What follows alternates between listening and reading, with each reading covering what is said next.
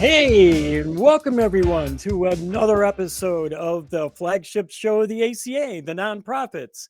I'm your host, Kelley Laughlin, and joining me today is all the way on the other side, the pulchritudinous Teo El Teo. Hi, Teo, Amazing how how you you doing? can great. Amazing how you can pronounce that and I still can't. But thank you. You are amazing, Kelly. You are awesome. I only can pronounce it because I practiced it all day today. That's the only reason. So I always love working with you, Teo. And right next to me, the astronomically amazing Aaron Jensen. Hi, Aaron. YOLO, everybody. And I think your word to describe Teo was perfectly cromulent. Yeah, there you go. That is awesome. I am glad to hear that from you. That is amazing. Oh, and we have got a host of awesome stories today. First, we are going to talk about a pastor who says sex change surgeries are sinful. Then, the Saucon Valley sequesters Satan. SCOTUS cast out on an atheist lawsuit. And what is faith? No, really, what is it? But first, I want to remind everybody that the ACA is a product, or the nonprofits is a product of the Atheist Community of Austin, a 501c3 nonprofit organization dedicated to promoting atheism, critical thinking, secular humanism, and the separation of religion and government. And as with all of our shows, links to today's topics and the news we discuss are available in the descriptions below. And a reminder, if you want to come into the show prepared, you can check out the Nonprofits Facebook fan page every Friday night for a list of the articles ahead of time so you know exactly what we're going to be talking about. Now, for our very first episode, we are going to talk about shit Internet Apologists Say. Shit Internet Apologists Say. And Teo is going to lead us along with it. What do you got for us, Teo? Oh, thank you, sir. Yes, for this first segment of Shit Internet Apologists Say, we're going to talk about a guy called John Piper who says that sex change surgeries are, quotation mark, sinful, dreadfully destructive. And please check the original article. It's from christianpost.com. You're going to find it interesting. And I have to say, whenever some pastor they go and say that something is sinful, that something goes against something, I don't know. I find it ironic that people who say that children should have their genitals mutilated, but any other type of corrective operation is going to be sinful, is going to be destructive, it's going to be against God, almost as if wearing glasses was against God or something like that, because we are correcting what the Lord did wrong, apparently. So, okay, to make it quick, this guy received a letter, because people apparently still write letters. Maybe it was an email, who knows? But it's something that seems like a paid actor, something that a paid actor would say, but I'm not saying that's what is going on. I'm just saying that it looks fake as hell. It said, I no longer want to be a woman. Women are perceived as weak vessels whose only purpose is to have children. Even Scripture supports that ideology. And then this person says, as a modern woman, I have no desire to have children or get married, but want to have a successful career, help support less fortunate people and animals to live better life. My question is this: would doing this to my body be sinful? Well, can you imagine that a person who is a mother person who wants to be a mother woman wants to remove their parts just because of that, not because of another reason?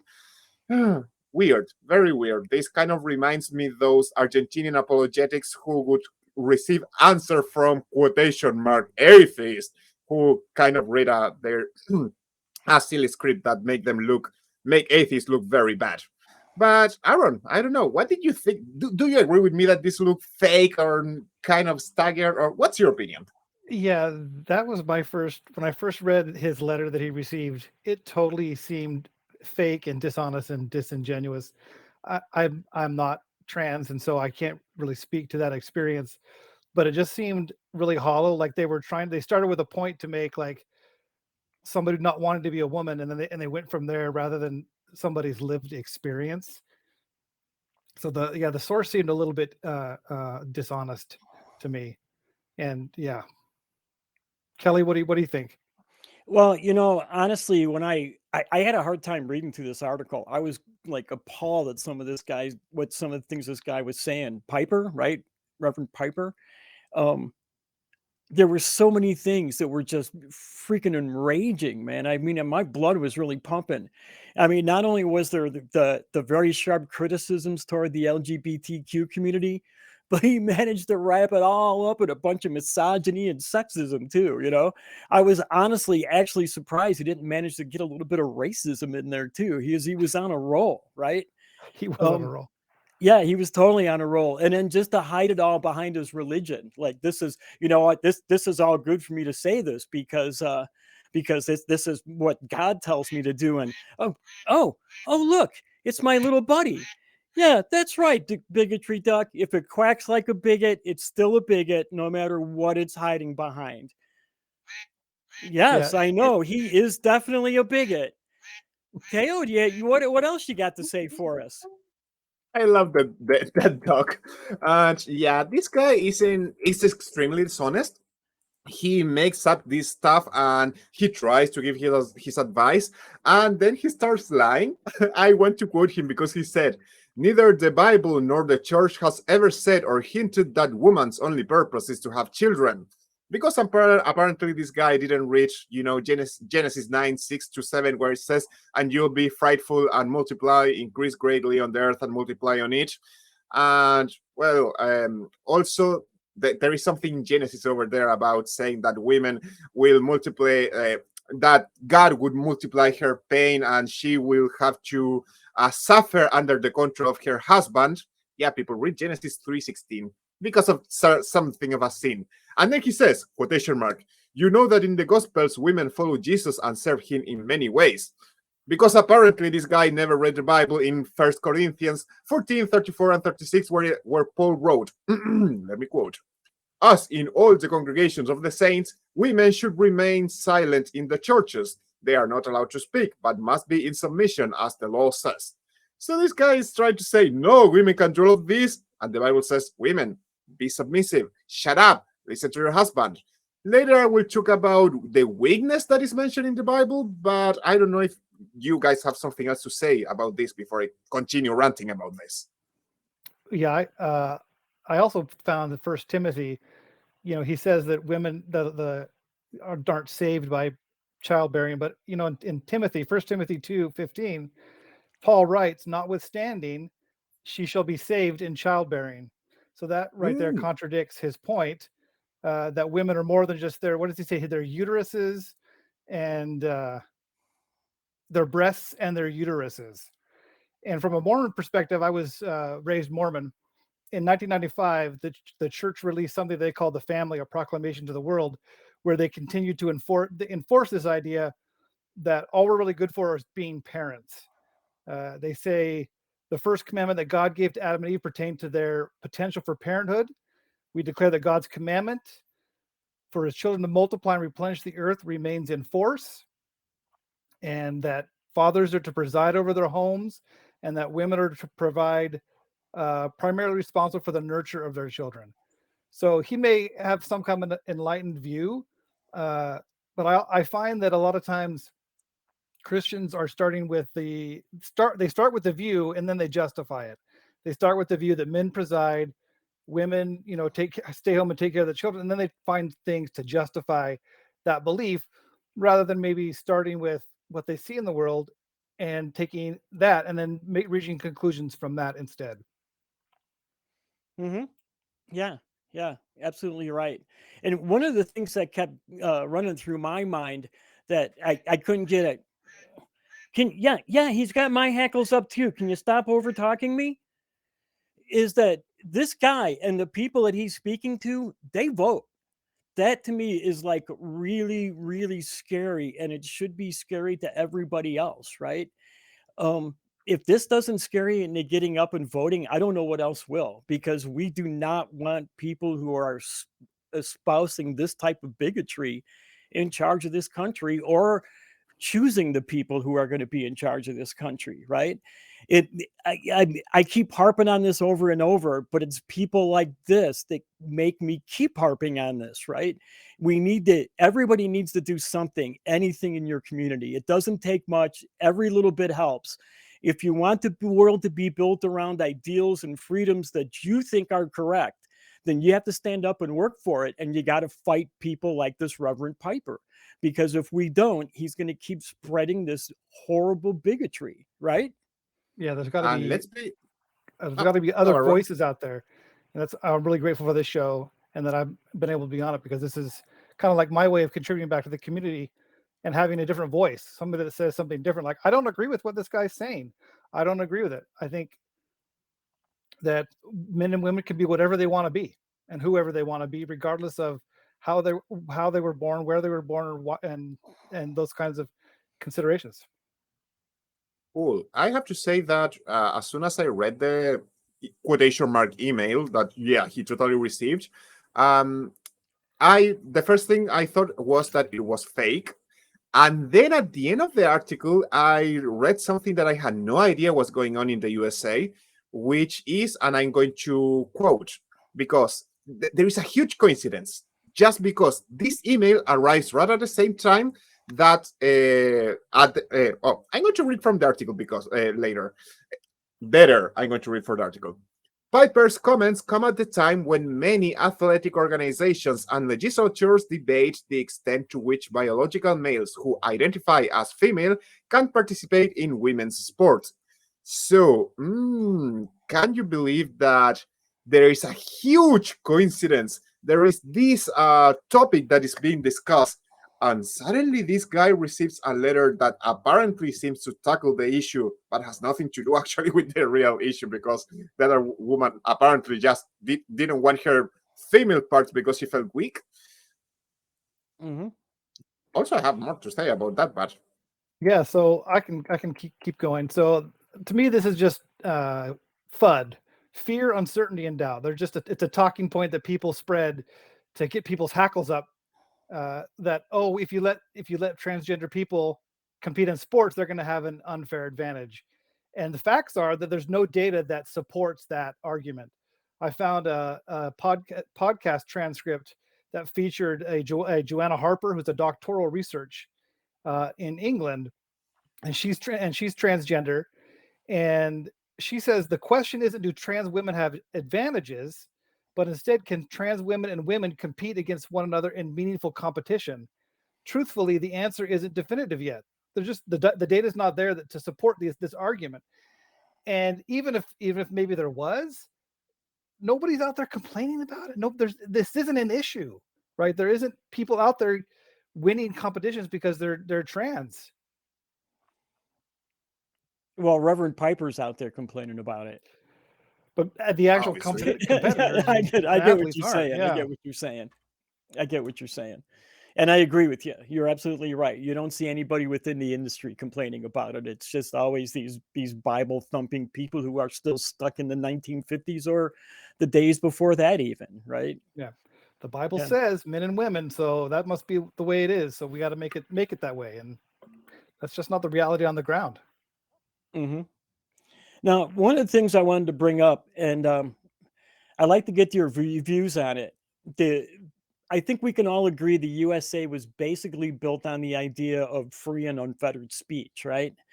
Now, I realize that only the government can and does give the right to free speech, but you have to admit it's also a big part of the American culture, right? Now, should someone like Piper be given a free stage, a limited stage, or should he be shut up from espousing this kind of hatred altogether? What do you think? Aaron, you want to go first? I'll defend anybody's right to speak, and he has the right to speak. He has the right to share his opinion on whatever platform or wherever he can find. I mean, he's got this website that's quoting him. I think it was from a podcast that he was on. He has every right to share his opinions, and I'll defend that right the rest of my life. I think it's a crucial right to be able to speak and not be afraid. Being afraid to speak, it makes for a less democratic country. Mateo? Yeah, I totally agree with you. I have to quote Watchmen. Who watches the Watchmen? If you start deciding who can speak and who can't, well, then who is going to be deciding who has the right to speak and who doesn't? So yeah, I agree with Aaron completely.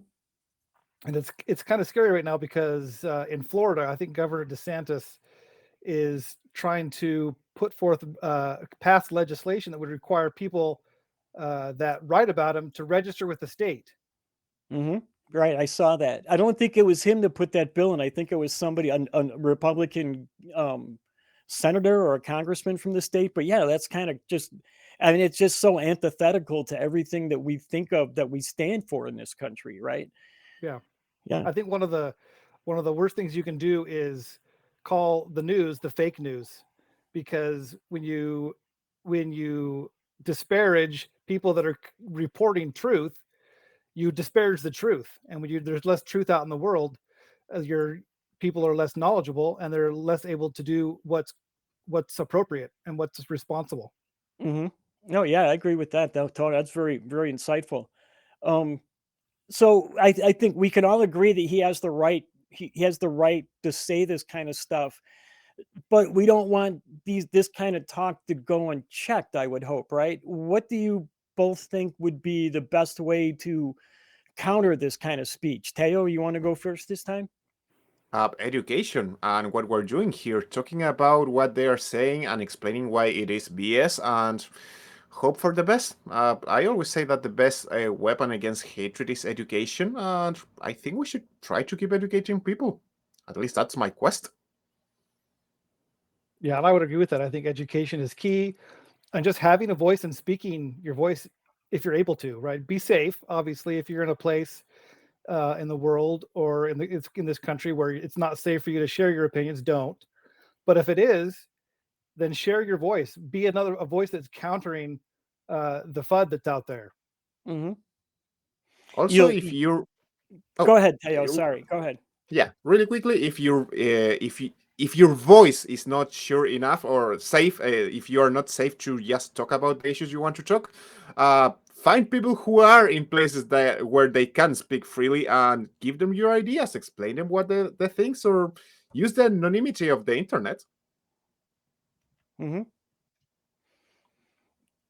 No, I forgot. I had another question I was going to ask, and it kind of slipped my mind. One of the things I think my connection is going a little bad too. Um, I mentioned before about doing things in the community, and I think this is one of the things that we do need to do is stand up and have our voices heard. When we hear stuff like this, we need to stand up and show everybody that not, or show these people that it's not everybody who thinks this way, right? I think that's very important to get it known to the people who are spouting out this bigotry, because they often live in these echo chambers and everything they hear is other people saying the same things, right? Yeah, the loudest voice is not always the the sanest voice. Right, right, right.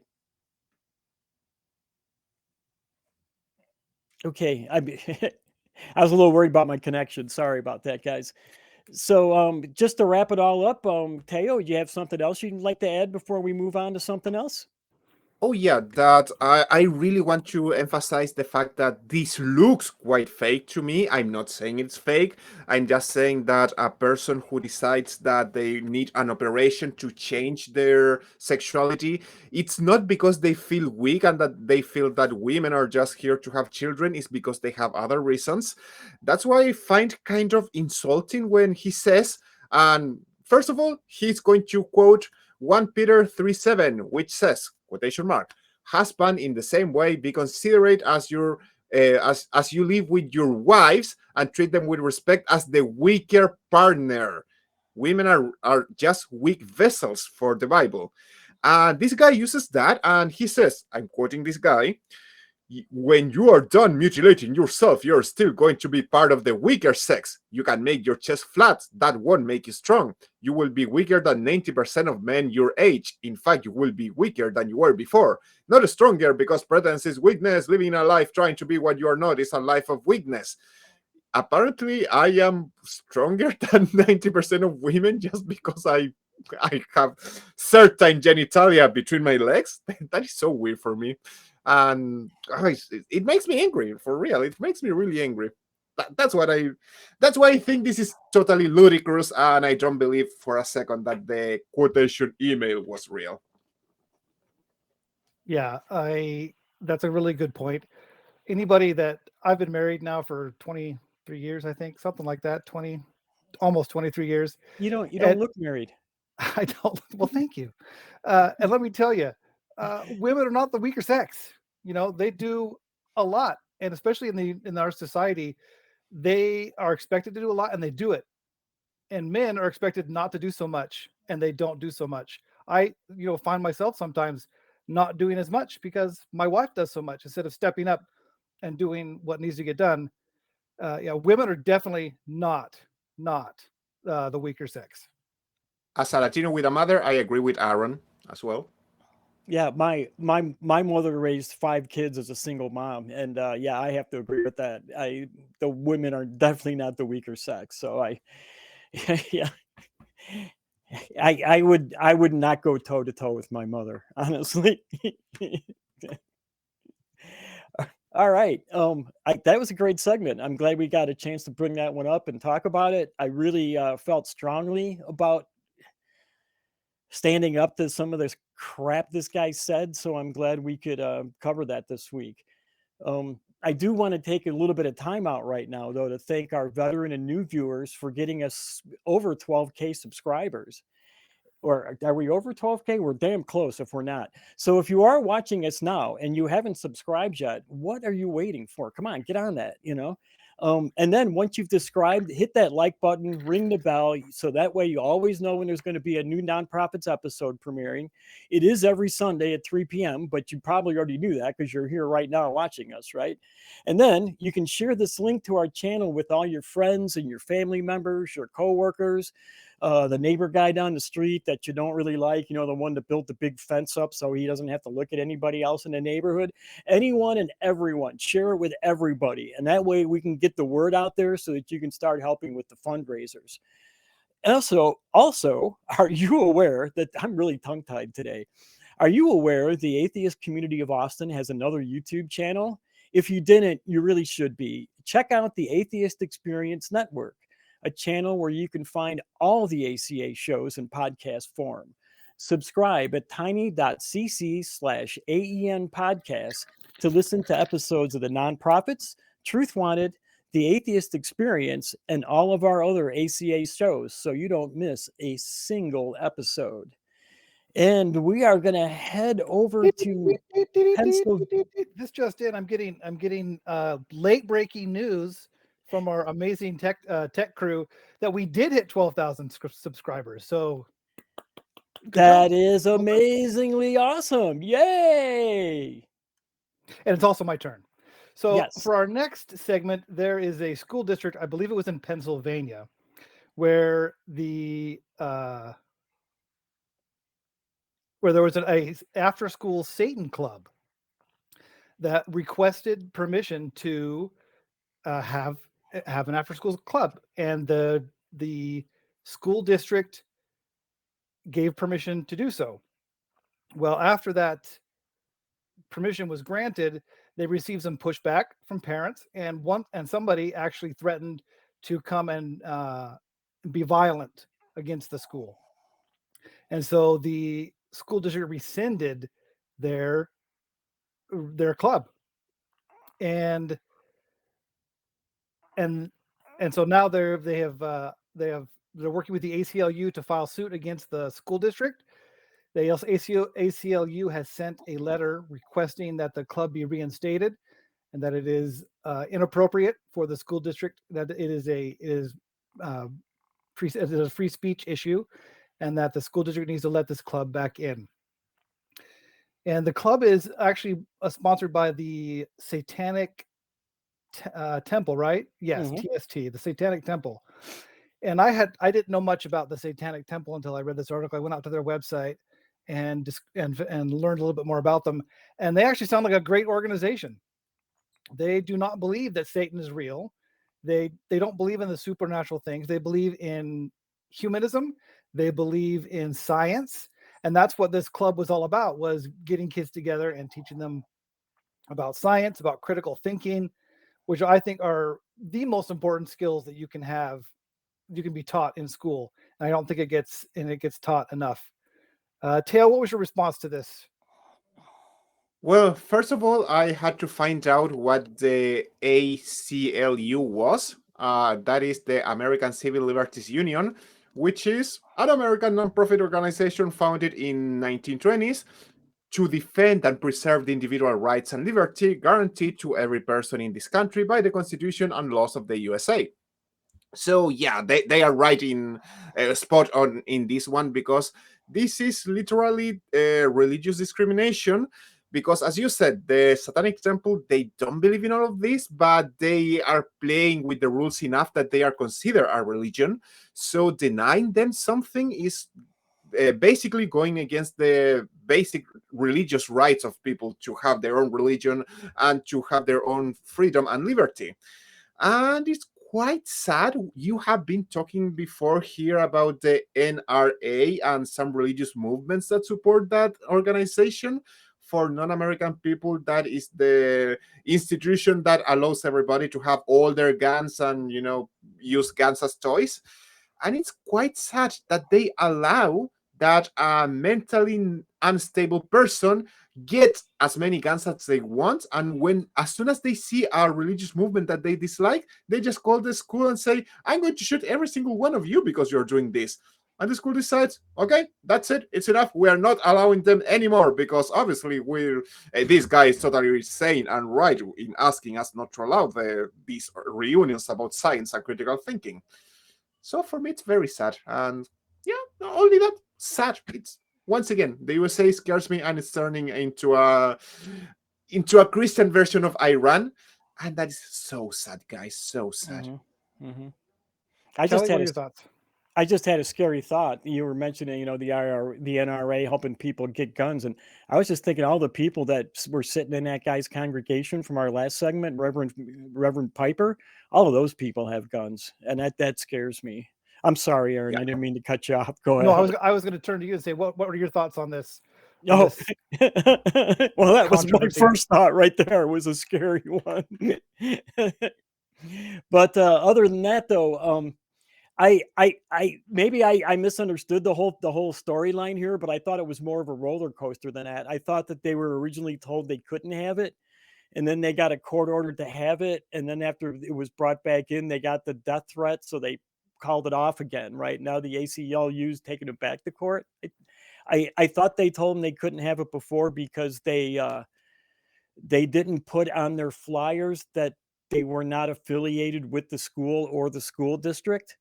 I think that's the reason they told them they couldn't have it. Okay, and then they brought up the fact that the Good News Club was doing all their advertising and the putting school out is all actually their promoting flyers. it. Right, and if people don't know who the Good News Club is, it's an after-school prayer group that is very prevalent throughout the United States, and it's in almost every school, although you probably don't know it. I live in a small town in the Upper Peninsula of Michigan, and we have a Good News Club here at our school. So I didn't know that until we had done a story about the After School Satan Club several months ago, and I went and looked and found out, and we do have one here. So I love the idea that the Satanic Temple is fighting back against this club. I think it's freaking awesome. I love the things the Satanic Temple does. I don't always agree with everything they do, and I have mixed emotions about this. Right? On one hand, I love the way that they're standing up to the Good News Club. I don't think that the school should be sponsoring any kind of religious organization, whether it's affiliated with the school or not. But I don't know that when they stepped up to do these things, and I know it's part of why they call themselves a Satanic Temple, but it often brings these negative connotations with it, right? And I don't know if we want to have those negative connotations around the children, not for the children's sake, right? but because we get idiots like this guy who's given death threats, who's actually threatening the safety of the children for that reason. So I have really bad mixed emotions on this one. And I got more to say about it, but I don't want to take all the time away from everybody. I want to let somebody else. How about Teo? You want to take it from here? We'll come back to me. Sure, yeah. I mean, I totally agree with your mixed feelings, so I'm on the same boat. But I do understand they use the satanic name because that is practically the scariest thing for Christians. Christians don't realize that non-Christian people are as scared of them as they are of the satanic temple because of the name. In our case, it's because we are seeing what they are trying to impose. And I think that the Satanic Temple is achieving their goal, which is tell Christians, hey, Christians, you are not supposed to ask for laws and special privileges because we, as the evil organization or as your counterpart or whatever you want to call it, we also are going to have those privileges, and not you nor us should have special privileges. And I think that is the lesson that Christians refuse to understand. And it's quite sad that this school decided to go against the First Amendment just because they want to, wash their hands and remove this small club that is going to teach children how to how to think and to have critical thinking. And so, as you mentioned, all those basic skills that they should have, and it's quite sad. Once again, I'm scared of the USA. Aaron, what do you think? Yeah, I'm also have mixed emotions because you bring up Satan to the average Christian, and it's going to cause a visceral fear reaction in them because Satan is a real being that tortures people and that is constantly chirping in your ear and trying to get you to sin and do bad things. So I could totally understand how that causes that reaction in people. And at the same time, people need to calm down and take a deep breath and do some investigation and get their facts before reacting. Uh, in my family, we talk a lot about instead of um, reacting to something viscerally, respond to it instead. And respond denotes taking your time and thinking about it and taking a deep breath and not letting your animal brain take over. And the thing that I want a lot of people to understand is that the truth, if Christianity is true, it has nothing to fear from critical thinking. It has nothing to fear from investigation. It has nothing to fear from these values that the Satanic Temple espouses. And so they should be also encouraging people to think critically. But for some reason they don't do that. It's very interesting. Wonder why. Yeah, Kelley, what do you think? Yeah, that's always kind of rubbed me the wrong way that we don't teach kids to think, right? We just teach them to memorize stuff. I have a better solution, and it gets the Satanic Temple out of the way, which I don't feel like we have to do, but I think it would be better just to get rid of that name. And again, I have nothing against the Satanic Temple. I love them. I love the stuff they do. I just I just think it's more important to think about the kids, right? What if we put together the free thought after school science club instead? Do you think the science club would be getting death threats? you know that's I love the idea of having this after school science and critical thinking club. I think it's really important to have something like that, way more important than a club that's going to teach you how to pray to Jesus, right? I think this is so super important to teach them critical thinking, like you were saying, Aaron. It's so important to give those kids a step up when they're young, and teach them these things that are really going to stick with them for the rest of their lives, right? But I think the kids are what is the most important factor here. And if we get rid of the name the Satanic Temple, we get rid of the negative connotations, we get rid of the negative stigma, we get rid of the death threats, and I think that would serve the kids better, right? Does anybody agree with me on that? Or I don't, but for different reasons. It's not that I disagree with you that that would be good for the kids, yes, but let's be sincere. The Satanic Temple, they are using the children as this as a weapon because the Christian movement has this idea that they can put their group to pray with children and all of that, and it's okay. So they want to show, hey, you have your privilege. We can do the same in that case. Here, we're using your same privilege.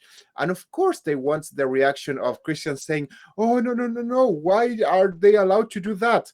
Because the Satanic Temple needs this Christian to realize, all right, my religion is not superior to this other religion. But sadly, Kelley, if they do what you are saying, the message is going to be clear. Oh, yeah, the Christian religion is the only true religion. All the other ones are fake. Let them have their science thing if they want, but let's not allow other religions other than Christian religions to have their own special privileges. That's why, sadly, I totally understand your idea, but that is not what this movement is trying to achieve. And actually, I think that what the Satanic Temple wants is to provoke this type of reactions, so we can have this type of debates and It will, people can yeah. talk about privileges. That is, they do want that. That's why they chose this name, and I fully understand that, and I agree with that most of the time. Like putting up the Baphomet statue on the lawns at the state capitol is freaking awesome. I totally think that's amazingly. I just don't think we should be using kids as political tools. That's my problem. Aaron? I remember a while ago, probably a decade or so ago, I think in the Midwest, there was a school district that they were trying to do something similar based on their religious beliefs, and somebody came into their school board meeting and explained that he believed in the flying spaghetti monster, that the flying spaghetti monster was his god, and that he believed in his god, and his god, believed in something contradictory to what the school board wanted to do. And it's a little bit more, it's kind of the same idea of the satanic temple, but a little bit more palatable to people, where you kind of chuckle, oh, the flying spaghetti monster, and then maybe gets people to think a little bit. Yeah. One last thought for me is that I really wish there was a Bible verse somewhere where Jesus was saying to people to mind your own fucking business. Not everyone's a Christian. Not everyone wants to be a Christian.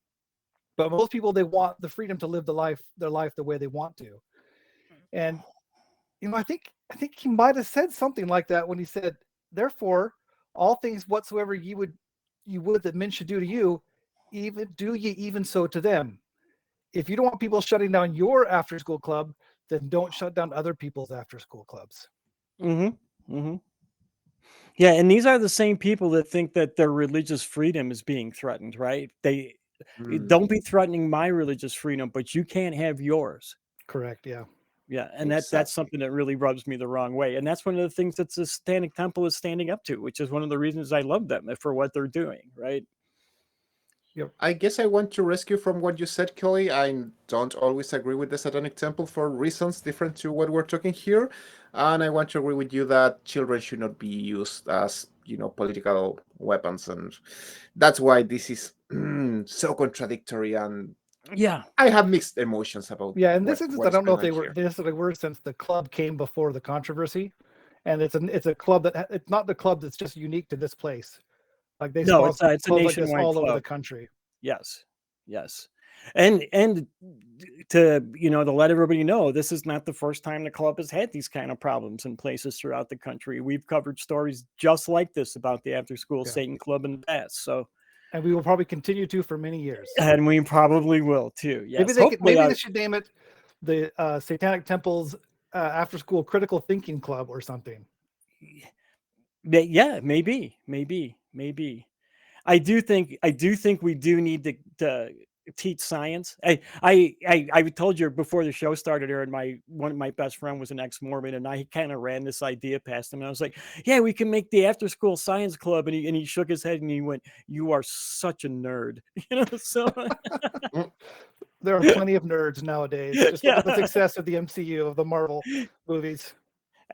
I'm happy to embrace that that label. So I, as a science nerd growing up myself, I was fascinated by science. I kind of got hooked by staying up really late and watching the moon landing back when I was a little kid. I was like 6 or 7 years old, and I've been hooked on science ever since. And I love it when I'm teaching science to kids in that light starts shining in their eyes and they get so interested in it. And I'd love to see that happening more and more and more. And it can only be good for the world at large, you know. This is, in fact, I always talk about doing something. This is, in fact, one of those things you can do. It doesn't take that much. What is it, an hour meeting every week, maybe an hour and a half? It doesn't take that much time. It's not that hard. The kids would love to have an adult out there teaching them this kind of stuff. I can't think of much of a better way to do such a small amount of work that would change the world in such a big way as to go and volunteer to do something like this. So It's a great idea. yeah, get some parents together at your school, organize it. I don't think financing it would cost that much. You can go on YouTube and find a bunch of really cheap science experiments to do with kids. Yeah, go out and do it. Get your kids interested in science. Get the kids in the neighborhood interested in science.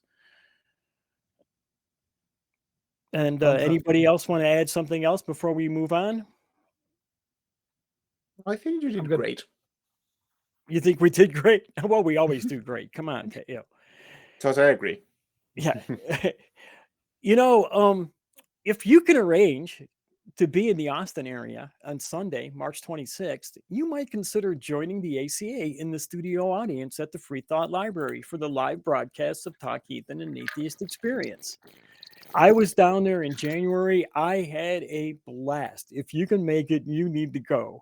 The doors will open at noon on Sunday. Parking is wherever you can find a legal spot. It is a really small lot. It fills up really quick. So you need to get there early or you're going to be taking a little bit of a hike. But that little bit of a hike is totally worth it. Trust me. If you can't make it there this month, though, the ACA will continue to broadcast live from the library the last week of every month. So keep watching this show and keep an eye on the website, atheist-community.org, for news and information as we expand our in-studio offerings in the near future. All right, now let's move on to our next segment. And this one I'm going to take the lead on. It was something I was interested in. There was a couple of atheists down in Florida that went to a prayer vigil that was put on by the town, by the city, and they felt offended because they were exposed to Christian prayers and they sued the city.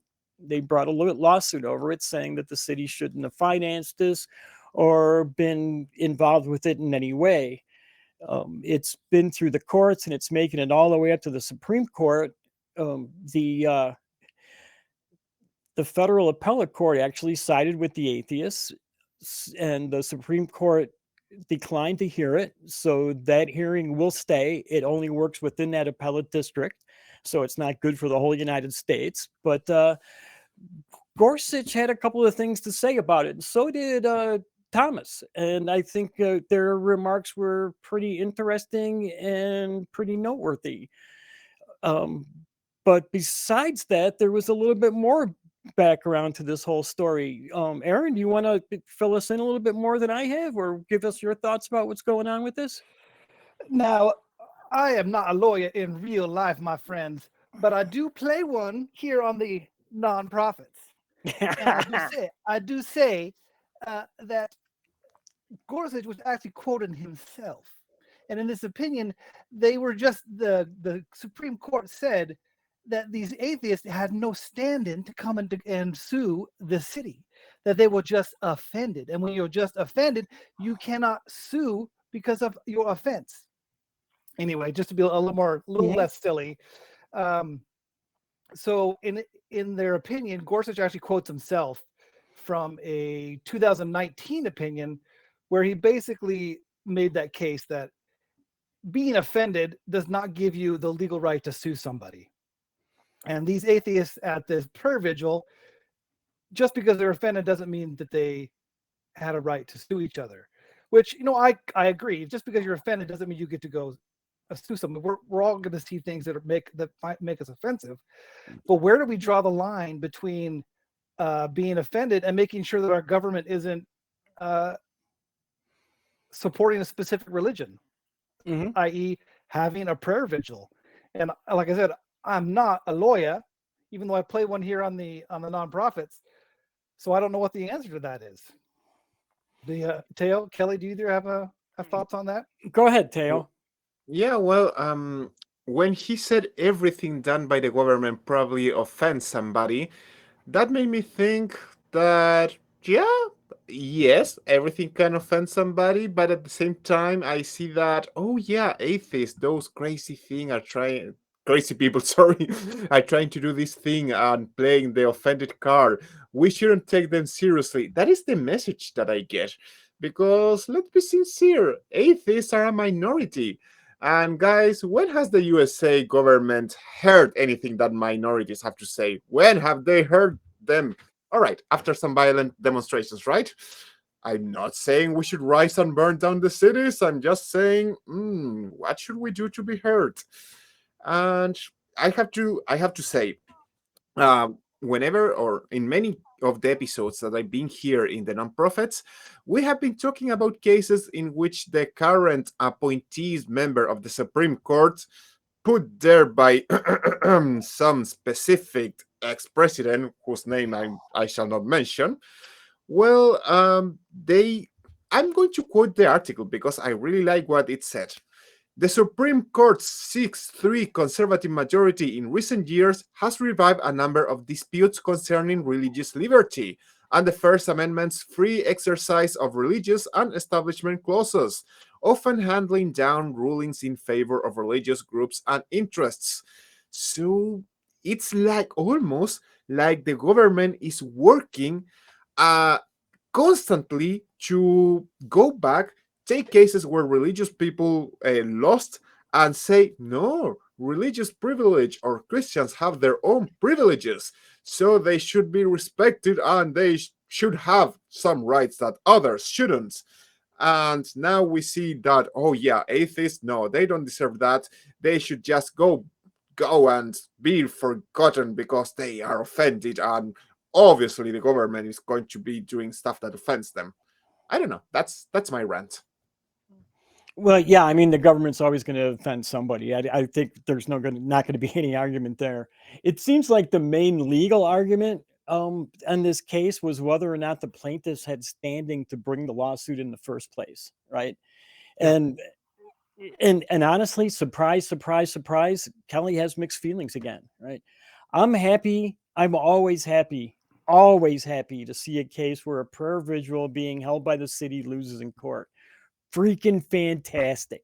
Awesome. However, was this the case we wanted to win? You know, it's a prayer vigil being held after several kids were shot. Is that really to make the point? Again, why do we have to use the kids to make these political points? I don't what they were going to a prayer vigil, right? And I get it. The city shouldn't be putting it on. I totally agree with that. I totally agree they had a case that they could have brought this in the court, that they had a case here. I don't think they needed to do it the way they did it. If you go to a prayer vigil, you knowingly go to a prayer vigil, you should not be offended when you hear a prayer. That's the way I feel about it. I don't know if that's something we can all agree on, but I really, really don't like the idea that these people were suing the city for doing what these people knew they were going to do before they got there. And again, I don't like the fact that we're using kids to do this. So Aaron, you want to add something? You know, I don't know how much you heard. But yeah, I'm having some connection issues. I'm trying to get my family off the internet, I guess. Yeah, this is like I said, I'm kind of confused too. Like on one thing, like I never thought I'd say this. I kind of agree with Gorsuch that just because you're offended doesn't give you the right to sue somebody. It's offense isn't an injury, right? Isn't a legal injury, but we've got to be able to do something when we feel our government is supporting a religion. And I think that this is just going to depend on a grassroots effort. People that are in that town, they need to go start talking to people. They need to start talking to the police that sponsor this event. Say you can't be sponsoring prayer vigils. You can't be doing something denominational like that. They need to talk to the mayor. They need to have their voices heard and let people know that this is not okay. I think that's really going to be the only solution here. And I just lost my train of thought. Teo? Well, besides that, I don't have much to say. I guess they are just trying to play the game of being offended, and yeah, we are not going to. I mean, I agree with you. People are not going to just. They don't have the right to sue because they feel offended. I totally understand the idea behind it. I guess they are trying to say that, I don't know, the resources have been invested in things that should not receive resources by the government. I totally understand that. But try to get money from there, yeah, no. I guess the ideal thing would be try to stop this type of movement. But yeah, I will agree with you that you don't have the right to offend just because you're offended. That's kind of silly. There are whole stereotypes about it that we make fun of. I mean, some people make fun of.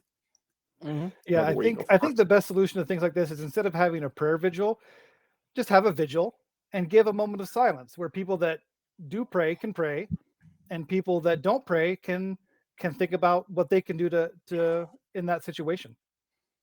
And that way everybody gets included.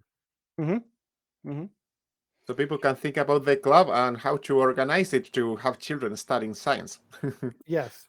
And how to get guns away from people, and how to properly give people the mental health support that they need and things like that. I can say I wasn't surprised at all at either Gorsuch or Clarence Thomas's remarks. They were both right in line with what I expected from both of them, right?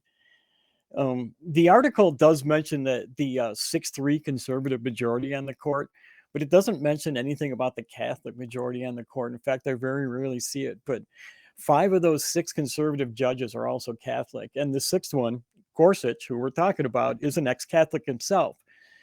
And while it might not have any bearing on this current case, I have projected that this may create some kind of problem in the future with evangelicals when a Catholic majority court doesn't rule the way an evangelical thinks they should. I hope we don't get a lot of problems because of something like that, but I can see it becoming a problem in the future. That these because the Protestant evangelicals, let's face it, make up most of the Republican base, right?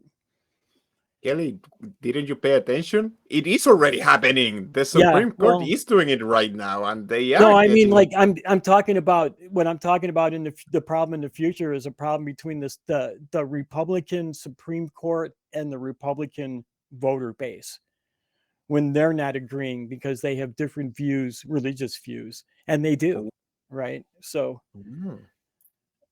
yeah, that'll be interesting to see. We'll have to pop some popcorn and see what they do when that controversy erupts.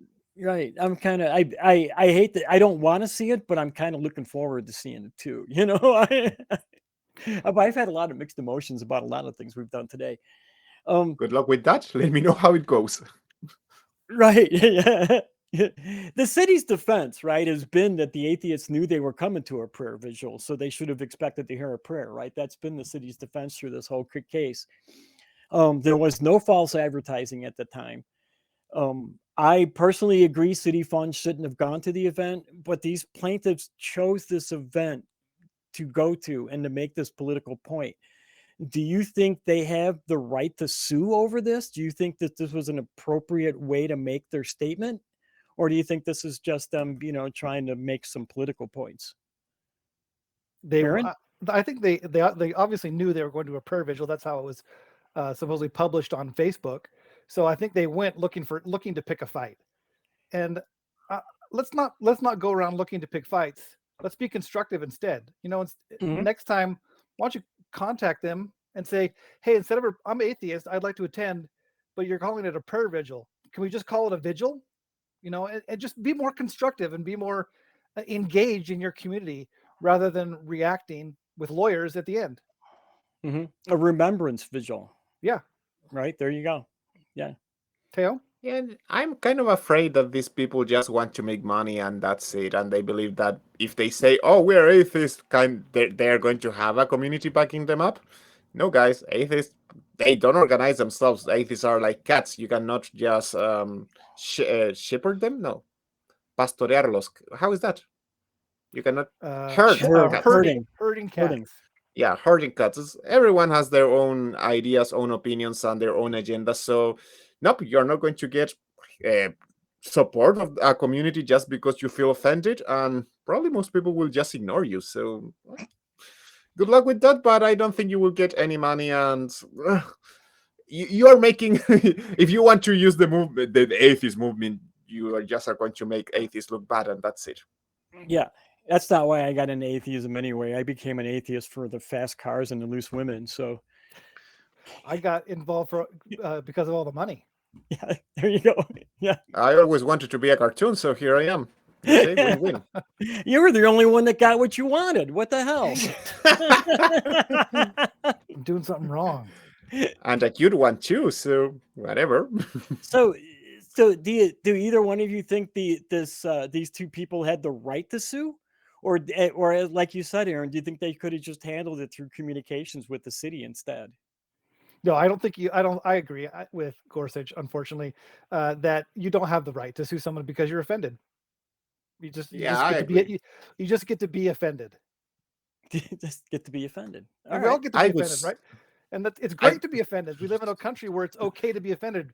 If you're offended, it means you're living in a country where people can say what they want to say and be what they want to be. So you get to be offended around it, and that's actually a good place to be.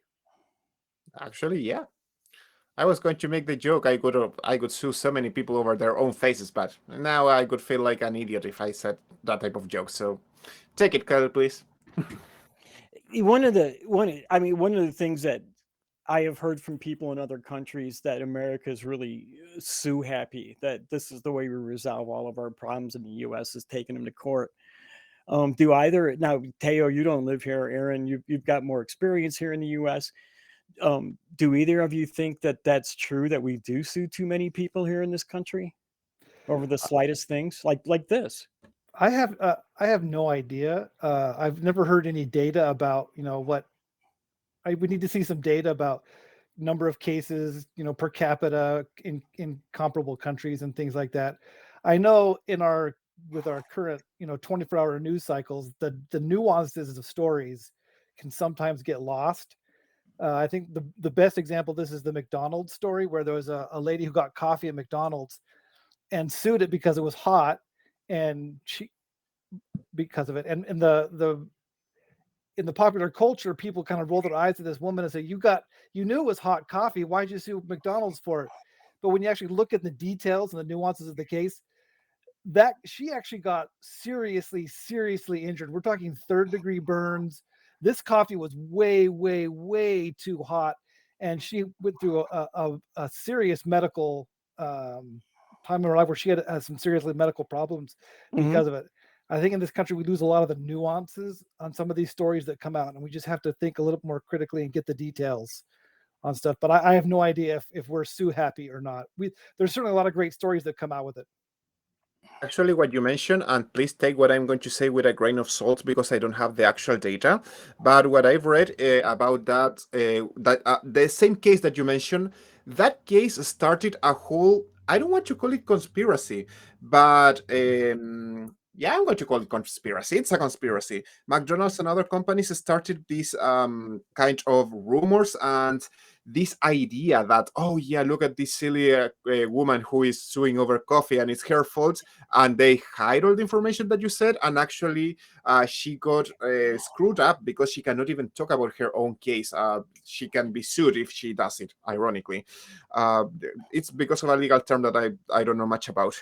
But the thing is that companies are creating laws and are creating a whole campaign to stop people from suing, and they are creating the myth of happy suing America to stop people from suing and stop people from fighting for their own rights.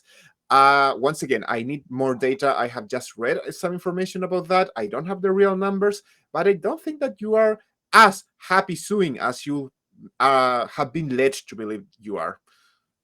But of course, we have exceptions. Yeah, the power of corporations in our country is something that does scare me and worry me. Oh, it's awful. It's terrible. I couldn't believe how much power they have over there. I guess that's why it's called toxic capitalism. Going back to our original story here, and I tried to find some information about it, but I couldn't find out exactly what the city's participation was in the prayer vigil. Was anybody else able to find that information? I don't know that the city financed it or anything, but the only thing I can figure out that they did was provide the space for this.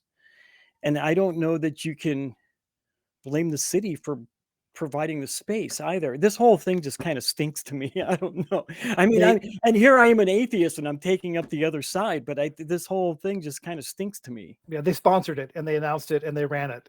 I think that's the most detail I got on it. God, okay, so they did advertise for it. Yeah, they advertised it on their the police advertised it on their Facebook page. Okay.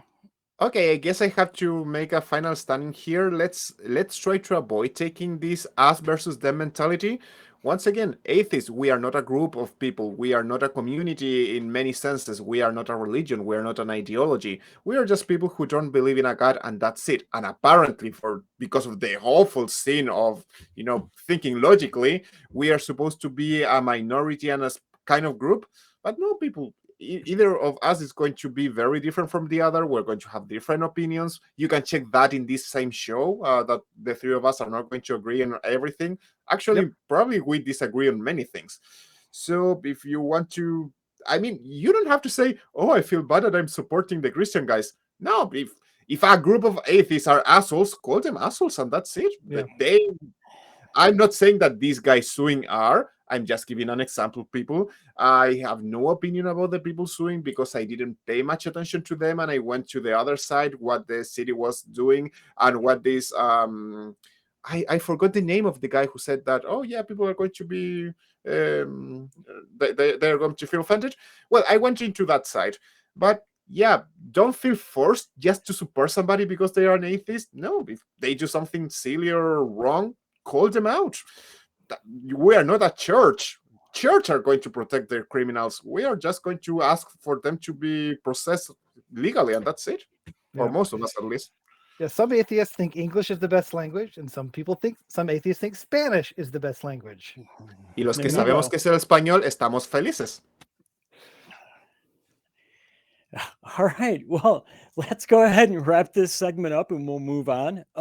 Before we move on to the last segment, though, I do want to remind everybody that you can become a member of this channel for as little as 99 cents a month. That's right, just 99 cents a month. What the fuck? It's only $1.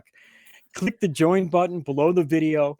This will give you access to all kinds of cool stuff like special chat emojis, and your name in the YouTube chat will go from being a really boring black color to a really cool me green.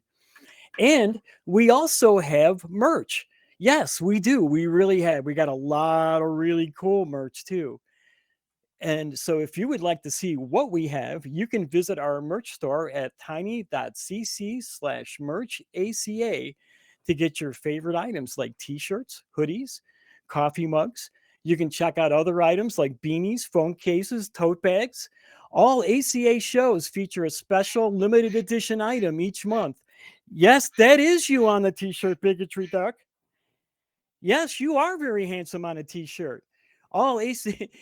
So be sure to check with our store for more NP merchandise and merch from all the other good shows too, because we do put a lot of cool shows on, and there is a lot of really, really nice merch. I'm getting a collection of mugs myself. And with that, we are going to go back to Teo for segment 4. Just what is pure and authentic faith? What is it, Teo? Can you tell us? Me? Sure, of course I can tell you. So please, everybody, check this blog from timesofisrael.com. Oh, that gives me lots of trust. And it's going to be extremely funny when you try to see the excuses that apologists gives, and I can only laugh at them. Let me quote from the article. When the Bible says we were formed in God's image, it essentially talks about our God-given ability to think independently of our bodies. Guys, ability to think. Keep this in mind. because whenever people say this, they kind of ignore the fact that, in the first place, the Bible is a combination of several stories in which humans were made in the physical image of the Creator, minus the understanding of good and evil. Read your Bible. That's why when humans ate the fruit of knowledge, they became like the Elohim, which are the council of gods that have created them. And thus, they got expelled from the Garden of Eden. That's why when they eat the fruit, God, quotation mark, says, oh, now they are like us, because now they understand the difference between good and evil. Therefore, whenever they say, oh yeah, the image of God is that they can think, they are lying, because they didn't have the ability to think, or at least to understand good and evil, which means they were not able to understand mistakes, and they were not able to understand morality, amongst many other things. And try to understand that became the original sin. Why do I mention this? Because they don't even realize that they are contradicting themselves when they say, I'm quoting again from this article. And yet, one of the fundamental principles of becoming godly and serving God is accepting His authority in complete and pure faith. Our connection with God is reflected in the strength of our faith.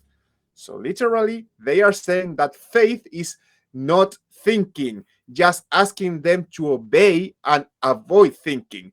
The total opposite to what they said in the beginning with the, oh yeah, God image, God-given ability to think independently. Don't they see the contradiction? What do you think, Aaron? For real, am I crazy here? Oh my Isn't gosh. it silly? I I have a I think faith is the most dangerous thing a person can have, because there is nothing that you cannot end up doing because of your faith. Agreed. Because there's no because of when you have faith in something, there's no evidence to support you.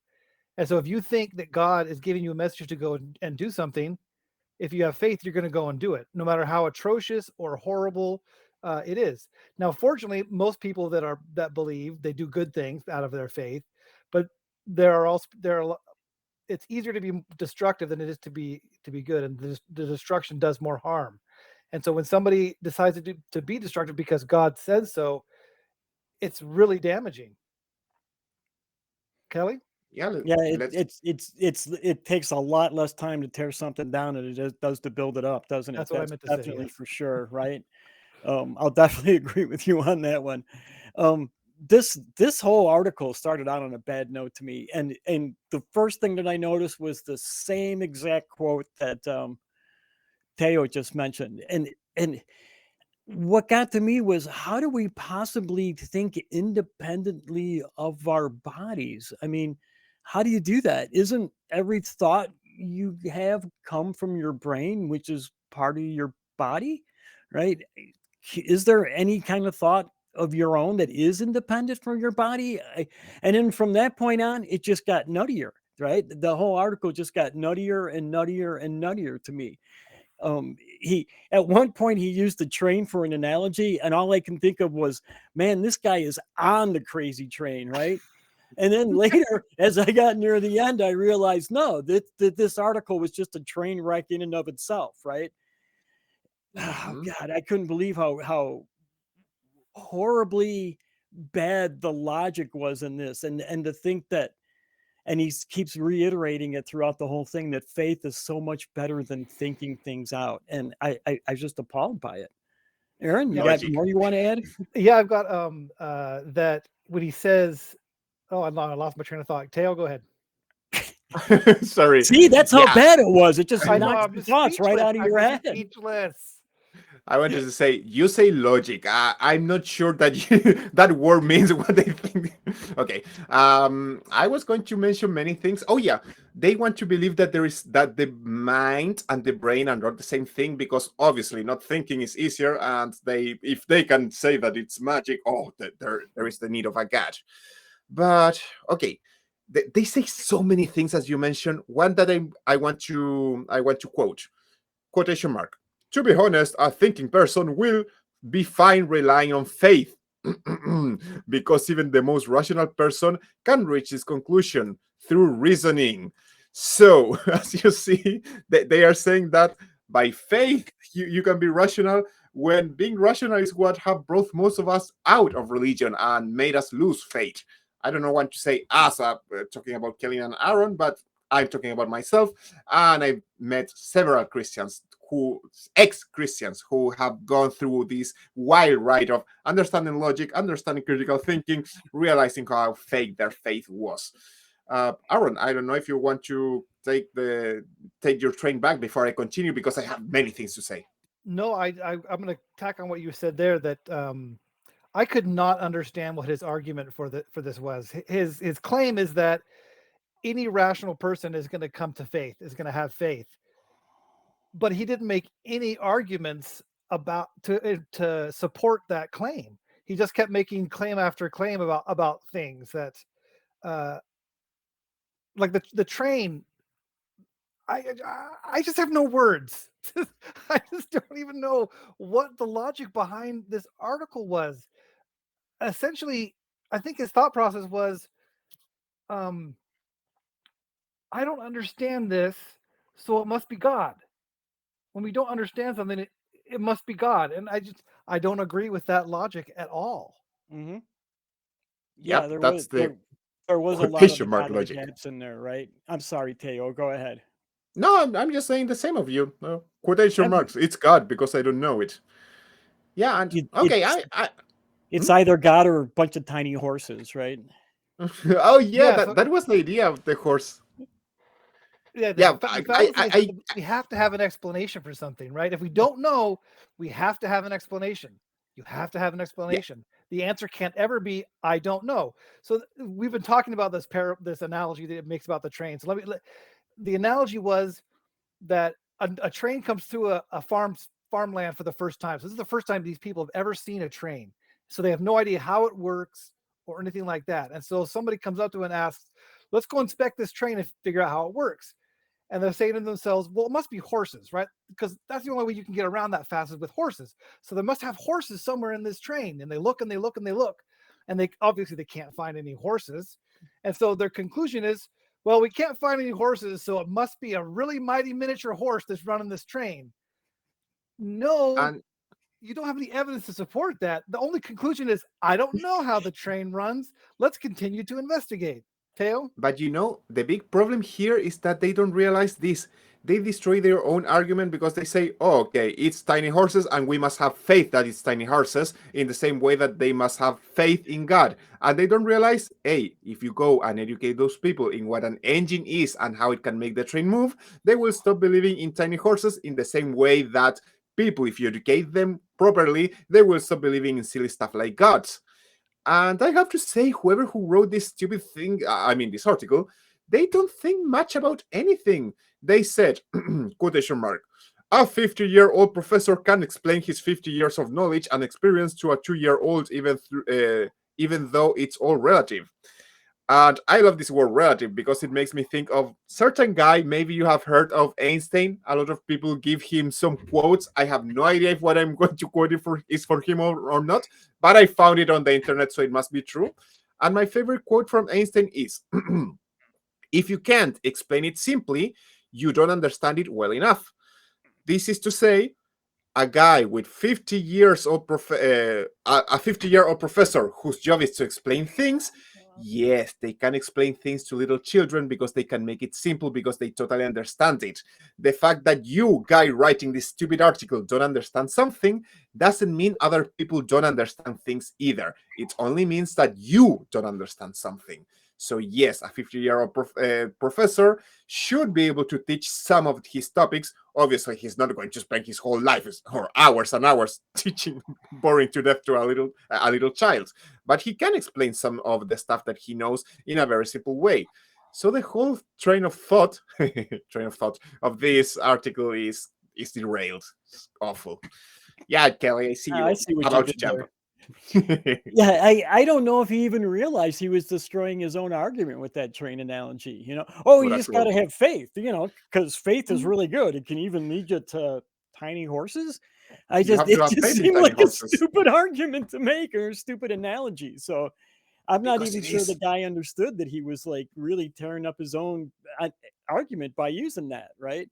And you mentioned not being able to say something to a 2-year-old, and if you can't explain it to a 5-year-old, that is so true. And that's one of the things that One of my good geologist friends, he's retired. He was getting bored and he didn't know what to do with himself. So he started teaching at the local elementary school, actually at the Catholic school. He's not a Catholic, but he did anyway because they had an opening.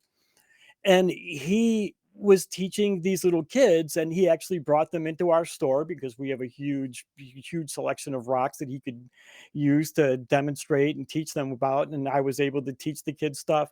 And you can talk to these kids in a way that they understand, and you can see the light start to shine in their eyes when they're getting it right.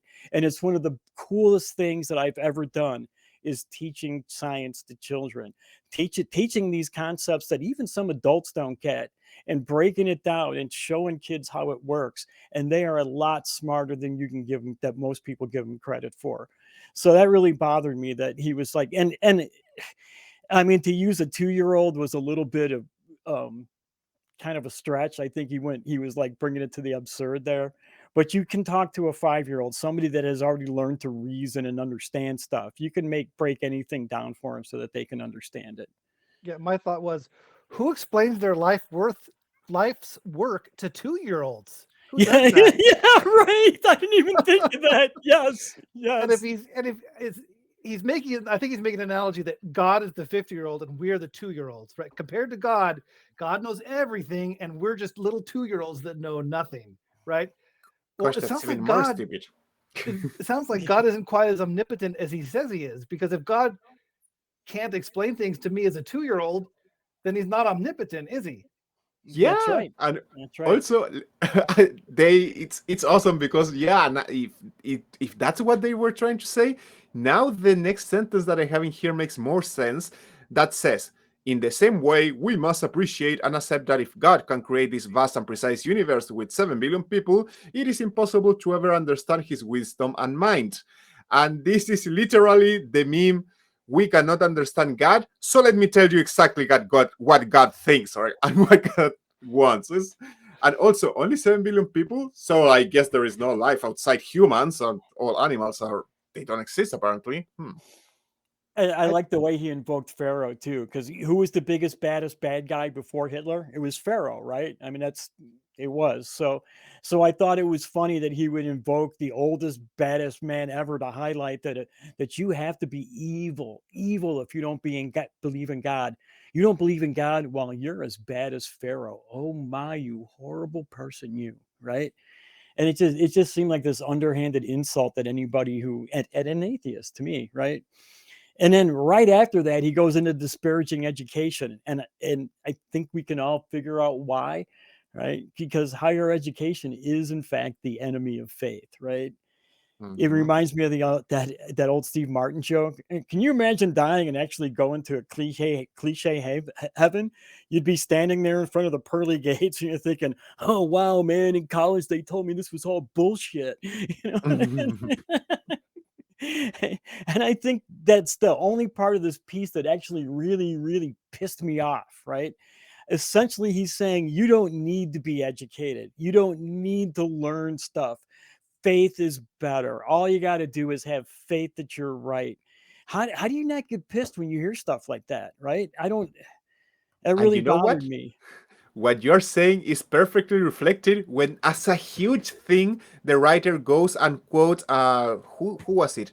Rabbi Menachem Mendel of Kotkens, something like that, who said, "I do not want to have faith in a God that is understood." Literally is saying that he wants to be irrational. He doesn't want to understand. He just wants to have faith. And they even say faith as an inference of intellect is not faith at all. It is intellect entirely limited by one's thinking. Almost as if knowledge, that saying that knowledge is limited, was something bad when you admit the flaws of that. But no, faith is infinite, so you can believe whatever you want. Ay, that's so awful. Aaron, I know that you can continue this this line of uh, thought. yeah, so I imagine this article came out because I don't know how old this gentleman is or if he has kids, but I imagine that either his child or his grandchild came up to him and was asking him all sorts of questions about his faith, about why this, why that, how come this, how come that, and I could just see him. Well, I because we have to have faith. and he got all angry and upset about these plain and simple questions that his 2-year-old's asking, and went out and wrote this article as a rebuttal to all the tough questions that people ask of religions. And he does not succeed in making this argument. It seems like his whole point is stop asking questions and just accept things on faith. Why do you have to know how everything works? Yeah. That has been the church for since ever. Yeah. There was one other thing, and it got me angry too. Just right near the end, it was the idea that if your life isn't good, it's okay. It's actually good anyway. All you need is that faith again, right? You just got to have faith in God, and everything's fine. That's all. And it just, what a load of crap. What a load of crap to somebody who's suffering from depression. Oh, all you got to do is have faith in God, and you'll be fine. It's just, it's infuriating to me. It's infuriating that somebody who supposedly is educated could spout this kind of crap to other people. Yeah, it reinforces the notion that if you're suffering, it's because you're not obedient enough, or you're not faithful enough, or you're not something enough, and so you just have to work harder at. And that's just not the reality, right? That's not how our bodies work and our brains work. And yeah. Mateo? Yeah, I was going to say, what can you expect from a religion that says that being sick is either a demon inside your body or God punishing you because you did not what God wanted? So, yeah. Yeah. Well, not surprised at all. We're going to have to start wrapping it up here. We're getting near the end. I had a great time with you guys, man. Mateo, I always love hanging out with you, and Aaron. It was wonderful meeting you and working with you. It's great to be here. I had a lot of fun. Yeah, I hope we get to do this again together. I had a blast.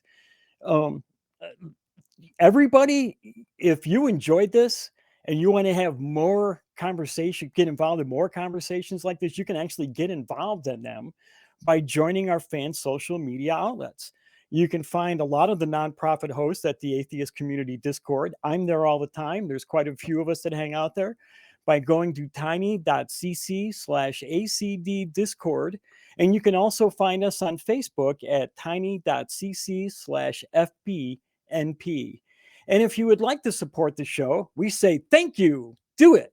You can do so by becoming a patron at tiny.cc/PatreonNP. And most of all, and this is really, really important, we value your feedback. We really want you to tell us what you like and what you don't like in the comments, or you can email us at nonprofits@atheist-community.org.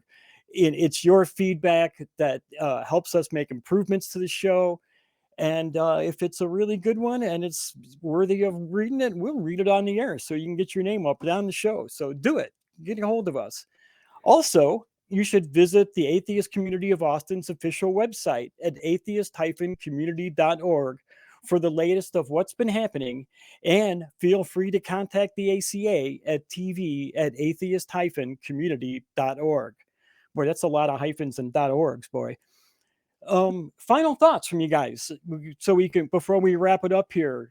Teo, got anything you'd like to finish the show with? Yeah, I love being here with you guys. Aaron, you are such an awesome dude. I'm happy that I got to meet you. And Kelley, I always enjoy being with you. So thank you, nonprofits, for allowing me to be here. I love you all. I love the public. I love everything from here. Aaron? Yeah, same thing. It was a lot of fun talking with you guys about this. Teo, it's great to meet you. Kelley, it's great to meet you. I look forward to coming back on the show in the future. Yeah, I look forward to it. I look forward to working with you again too, Aaron. I had a blast with you here today. That's about it. We're going to wrap it up. I want to thank everybody for watching and listening, and I will see you next week.